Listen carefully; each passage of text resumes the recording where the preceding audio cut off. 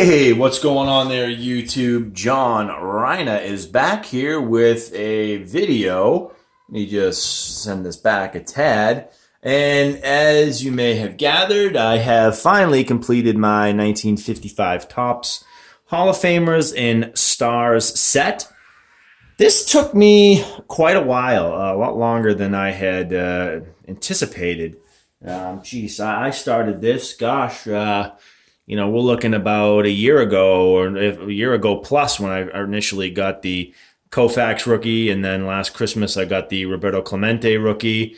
And ever since, I've just been trying to fill in along the way. I kind of had two ongoing projects. My second Hall of Fame case there, as you can see right there, and then also, back to here that I've been working on. So a lot of you have seen most of these cards, but to kind of get them all presented in this way is pretty cool. I'm really excited to have this one finished.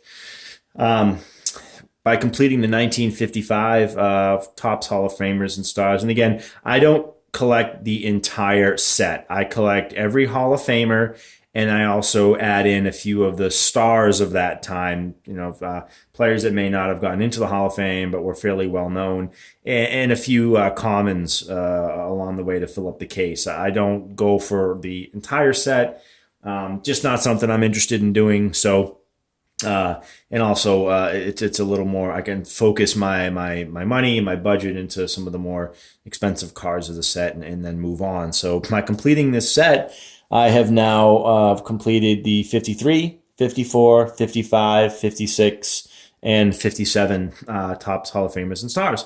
I'd love to do the 52 set, but that's just not going to be in the budget anytime soon. So as I can imagine, for a lot of you, it's just not in the budget. It's a tough one, especially with that. What's that card? That 52 Mickey Mantle, I think is his name. Some guy, I don't know. Played for the Yankees, as far as I know. He's got some sort of cool card in that set. I don't know.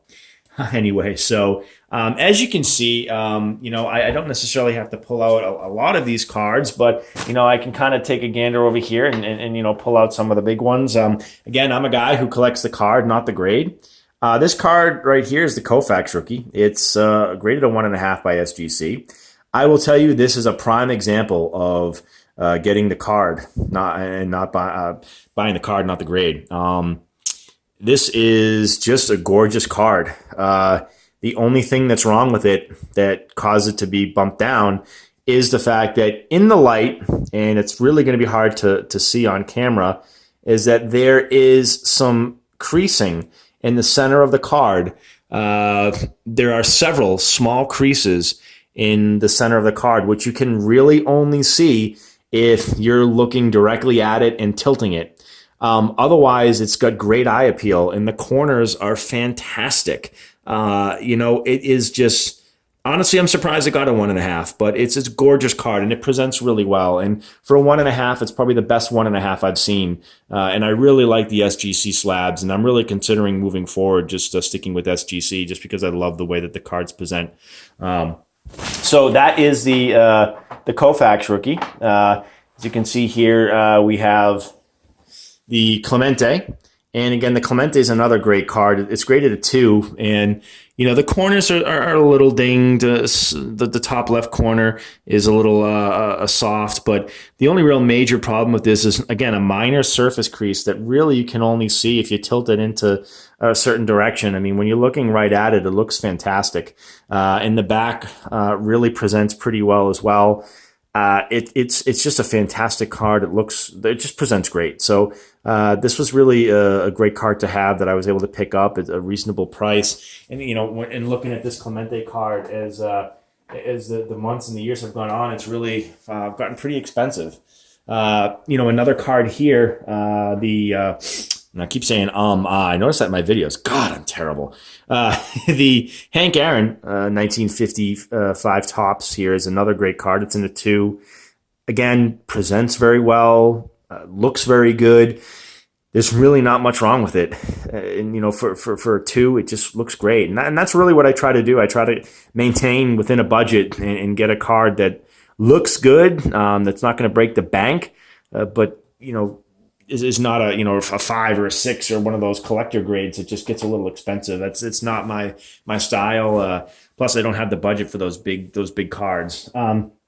Next on the list here will be the 55 Jackie Robinson. This one is slightly off center. It is actually my highest grade Jackie Robinson. It's a 3.5. It looks fantastic. Again, it's slightly off center. The corners are slightly dinged, but overall it looks really good. It's another great card. It's not the variation card where the diamond on the left-hand side is cut off a little bit.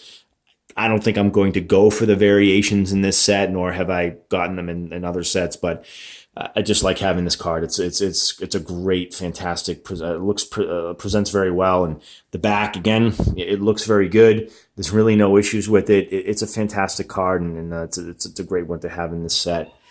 So overall, you know, there's the Yogi Berra, there's the Warren Spahn, the Ernie Banks down here.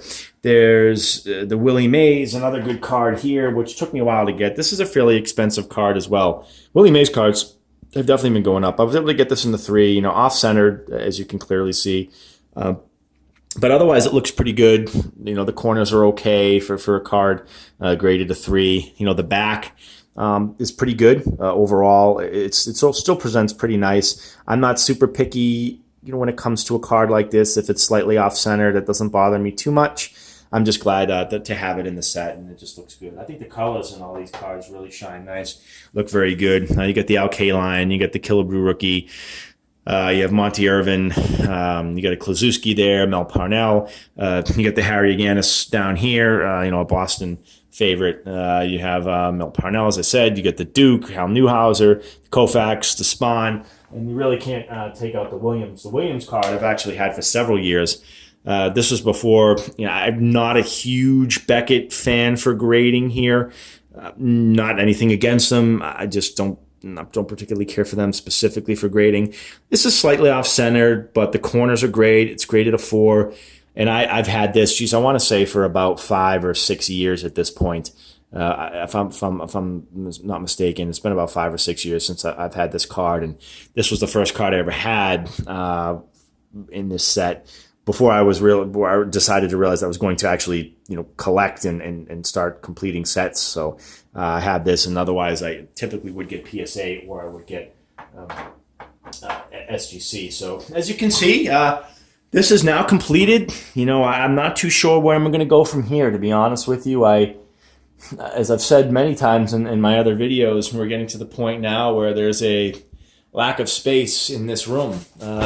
I'm not too sure what I'll do. I think that there is some wiggle room for maybe some baseball bats. I've completed this display case down here. Actually, another thing I added in, I'm a boxing guy. I'm a 90s boxing guy. So you can see here on the right, I added an Evander Holyfield signed boxing glove and a Roy Jones Jr. boxing glove. So it really complements the Foreman glove up here that you can see, so to speak. And as you've seen in some of my older videos up top here, Sugar Ray Leonard, Joe Frazier, and Mike Tyson signed gloves. So I am a boxing fan. I do plan to getting a Muhammad Ali signed glove at some point. So not too sure what my next project, like I said, is going to be. I'm still working on that.